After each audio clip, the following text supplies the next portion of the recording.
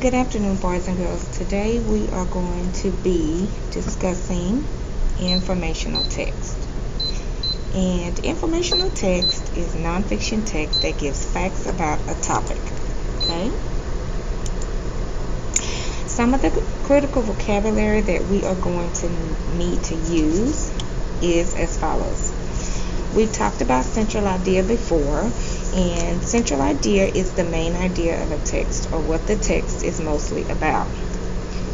The second vocabulary term is details. Details are facts or ideas that support or tell more about a central or main idea.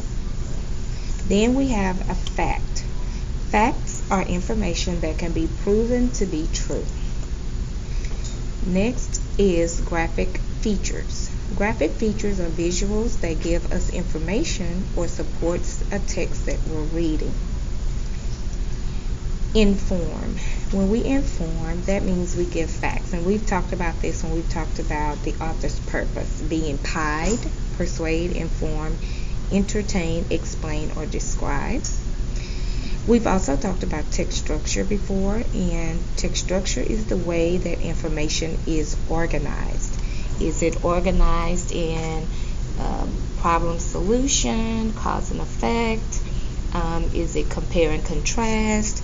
Is it a sequencing type of structure where there are timelines and time order words being used? Or is the author organizing the information in a descriptive type of way? Okay, and then we have what is called the topic, and the topic is the person or the thing that a text is about. Today we are going to be looking at a couple of anchor charts. I want us to quickly go over the informational text anchor chart that's here. Whenever you have informational text, it's going to be broken into primarily 3 sections. The introduction, which is going to be where they're going to hook you as the reader. They're going to have some type of neat introduction for you, or neat sentence to start out to kind of get you interested. And it's going to have the central idea or the main idea of the entire text, okay? Then you're going to have the body paragraphs, which support the central idea with facts and details. Those body paragraphs are going to give us reasons and examples. And in the body, that's where you're going to primarily see the organizational strategy being used. And then towards the end, the author is going to most likely restate what their central idea or their main idea actually was, and may leave you as the reader with a thought. And so the purpose of informational text, again, can be summarized here. They are built in this way where they either are describing things, people, or events. They're either built in a fashion to where it's showing sequence. It's built in a way that it's going to compare things or contrast, right, two ideas. It's going to show a cause and effect relationship, or it's going to be presented in a problem solution type manner, okay? And so today we are going to be looking at a text titled Hurricanes. And so I'm going to give you a little bit of time to navigate to the text in your My Friend Ed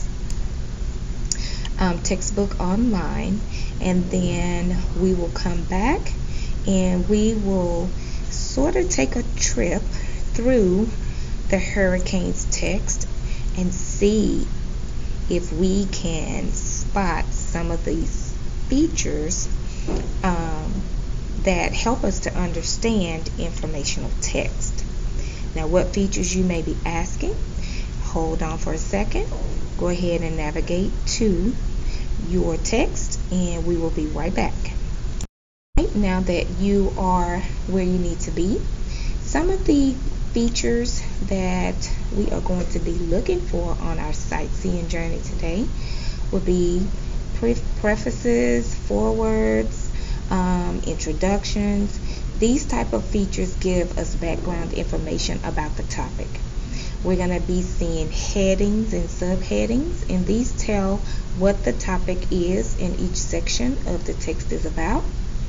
Then we may see different types or styles of font, and they can show emphasis or indicate a title, such as italics, bold-faced words, all capital letters, large letters.